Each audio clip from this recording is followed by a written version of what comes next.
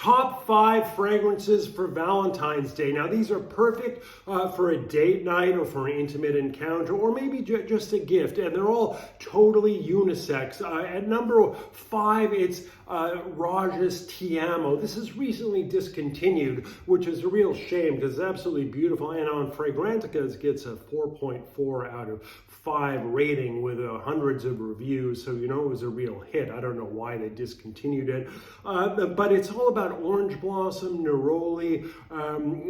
There's also cinnamon, there's also cacao, and there's also an interesting note of pineapple. And to my nose, this comes off kind of like Kilian's Love without the sweetness, without the marshmallow and sugar notes, with added cacao and pineapple to give it a more tropical feel, because there's also, you know, jasmine, heliotrope, ylang ylang in the mid. That makes it slightly bubblegummy, but that's okay because bubblegummy is kind of fun and kind of sexy. So this is a bright, uplifting, sexy Valentine's Day fragrances for the guys and the gals. Now at number 4, we have Kilian's Noir Aphrodisiaque that was released alongside of Black Phantom, and it doesn't get much love, but this is an absolutely beautiful fragrance. It's centered around iris, chocolate, cinnamon, and musks, and it comes across to me as one of those Swiss cake rolls where they take the chocolate cake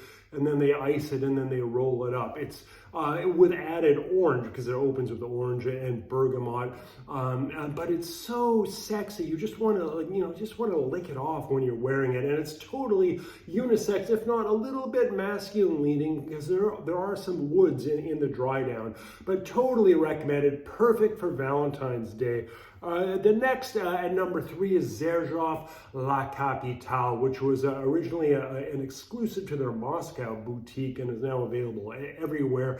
And this is super sophisticated, semi-gourmand fragrance, all about caramel and strawberry and peach and the interplay with leather, vanilla, and oud. Now the oud isn't mentioned in Fragrantica, but it's there if you go to the Xerjoff Universe website, and it's a little bit feminine because of the strawberry, but because there's leather and oud in it, it becomes more masculine in the dry down. But again, it's a perfect Valentine's Day scent, because for Valentine's Day, it's sort of about the guy and the girl, the masculine and feminine coming together. And so you want something that's a little bit unisex that you can both appreciate.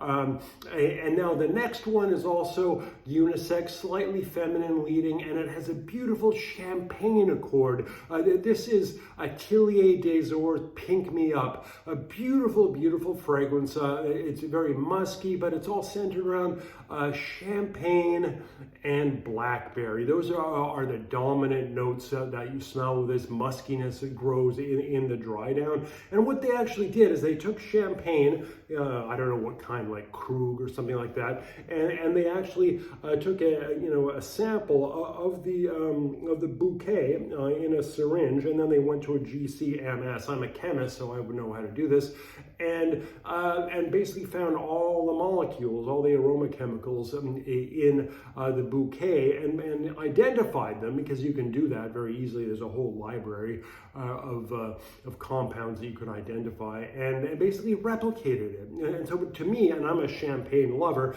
it smells very realistic. And champagne's getting big. There's Xerjoff's Louis XV. There's Torero by Boadicea de Victoria. So you absolutely have to get a champagne fragrance into your collection. And now at number 1 is the new Electimuss Caspian Cherry. This to me is one of the best black cherry fragrances on the market. It's a super gourmand. There's 2 types of chocolate: dark chocolate, white chocolate. There's coconut, there's coffee, there's honey. It just goes on and on. It's just a gourmand lover's dream. There's also amaretto to make it slightly boozy at the top. And with all of these gourmand notes, including patchouli to sort of highlight the chocolate aspects, and vanilla, you would expect it to be too sweet and kind of icky, and I don't like sweet and icky fragrances, but it actually isn't. And that's the genius of this fragrance, that they've managed to bring in all of these gourmand notes that everyone would just dream to have in one fragrance,